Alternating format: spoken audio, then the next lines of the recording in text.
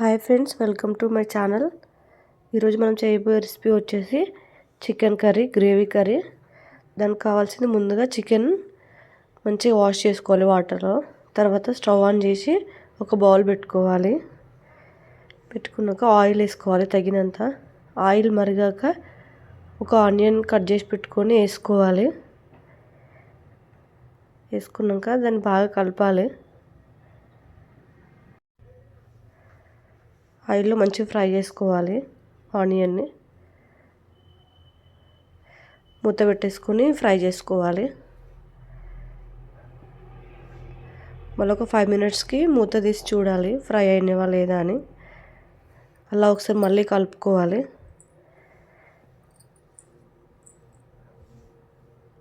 ఇలా ఫ్రై అయిన తర్వాత పసుపు యాడ్ చేయాలి, టర్మరిక్ పౌడర్,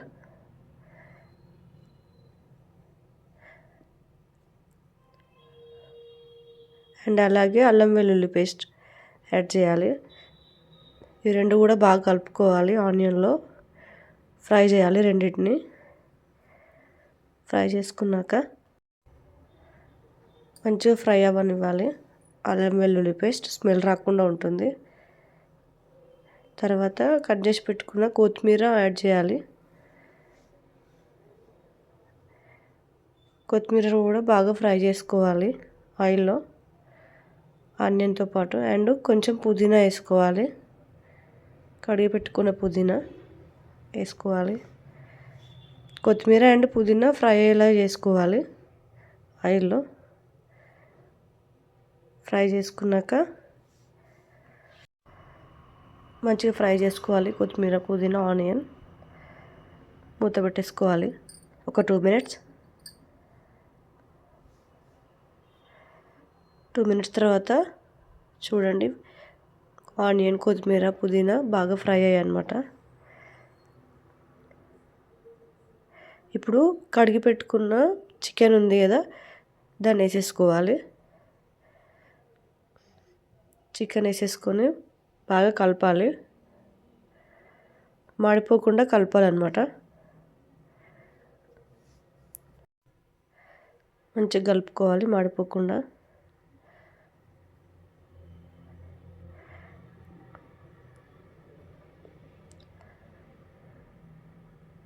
కలుపుకున్నాక మూత పెట్టుకోవాలన్నమాట. మూత పెట్టేసుకొని ఒక 5 మినిట్స్ తర్వాత మళ్ళీ మూత ఓపెన్ చేసి చూడాలి. చూడండి, బాయిల్ అవుతుంది చికెన్. ఒక 30% బాయిల్ అయింది.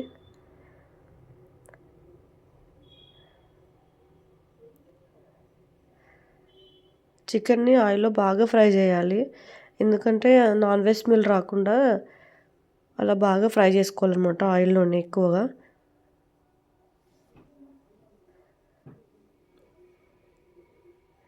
మళ్ళీ మూత పెట్టేసుకోవాలి.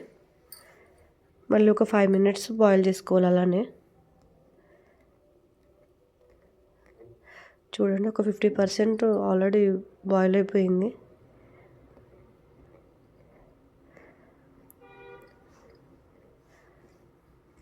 ఇలా బాయిల్ చేసుకున్నాక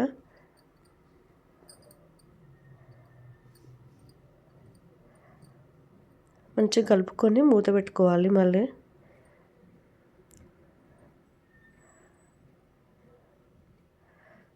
మళ్ళీ చూడండి, ఇప్పుడు ఆల్రెడీ ఉడికిపోయింది చికెన్ ఆయిల్లో. దానికి కారం వేసుకోవాలి తగినంత. మేమైతే ఎండుమిర్చి పట్టిస్తాం కాబట్టి తగినంత 2 స్పూన్స్ వేసుకుంటున్నాం మేము. మీరు ప్యాకెట్ది అయితే మీకు తగినంత వేసుకోండి. కారంకి తగినంత సాల్ట్ కూడా వేసుకుంటున్నాను నేను.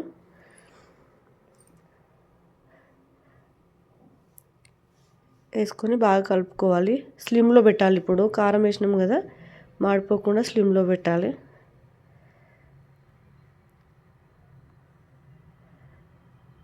స్లిమ్లో పెట్టి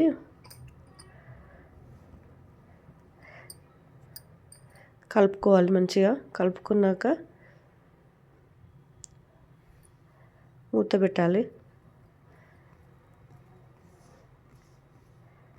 మూత పెట్టి దానిపైన మూత పైన వాటర్ పోయాలి. అంటే మూత అనేది స్ట్రైట్ది కాకుండా కొంచెం వాటర్ పట్టేలా ఉండేది పెట్టుకోవాలి మనం. అది వాటర్ అనేవి వేడవుతాయి. వేడవి కర్రీ అనేది ఆవిరికి ఉడుకుతుంది అనమాట. మనకి మాడిపోకుండా ఉడుకుతుంది చికెన్. అండ్ కారం చూడండి ఎలా ఉడుకుతుందో. స్మెల్ రాకుండా మంచి టేస్ట్ పోకుండా ఉడుకుతుంది అనమాట అలా పెట్టుకుంటే.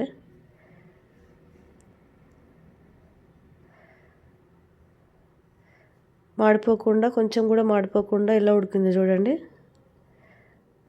ఆయిల్, కారం, చికెన్ అలా ఆవిరి పైన పెట్టుకుంటే మాడిపోకుండా ఉడుకుతుంది అనమాట.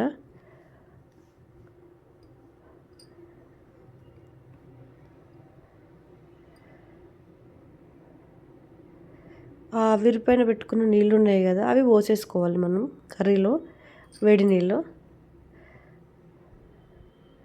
మళ్ళీ వాటర్ పోసుకున్నాను. అది పెద్ద మూత అయితే ఒకేసారి సరిపోతుంది మనకి.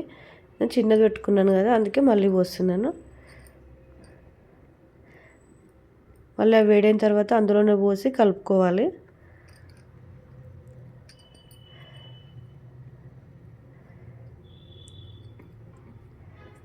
ఇంకా మనం వాటర్ పోయాల్సిన అవసరం ఉండదు. ఈ వాటరే సరిపోతుంది. గ్రేవీ ఇంకా ఎక్కువ కావాలి అనుకున్న వాళ్ళు వాటర్ యాడ్ చేసుకోవచ్చు.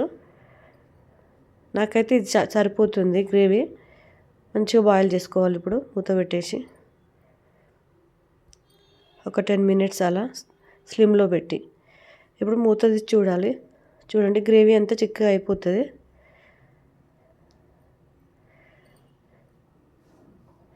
గ్రేవీ అంతా చిక్కగా అయిపోయింది. చికెన్ పీసెస్ మంచిగా బాయిల్ అయిపోయినాయి.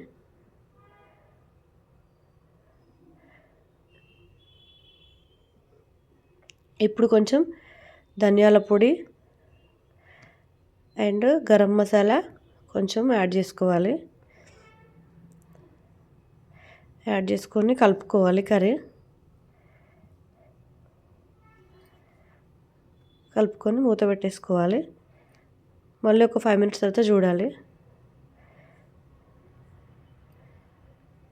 చికెన్ గ్రేవీ లాస్ట్లో కొత్తిమీర యాడ్ చేసుకోవాలి.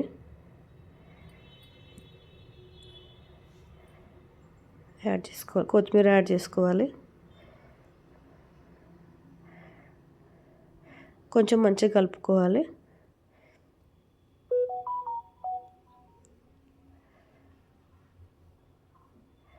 కలుపుకొని మూత పెట్టేసుకోవాలి. చూడండి వేడి వేడి చికెన్ గ్రేవీ కర్రీ రెడీ అయిపోయింది. ప్లీజ్ సబ్స్క్రైబ్ చేసుకోండి, లైక్ చేయండి. Thank you so much video చూసినందుకు.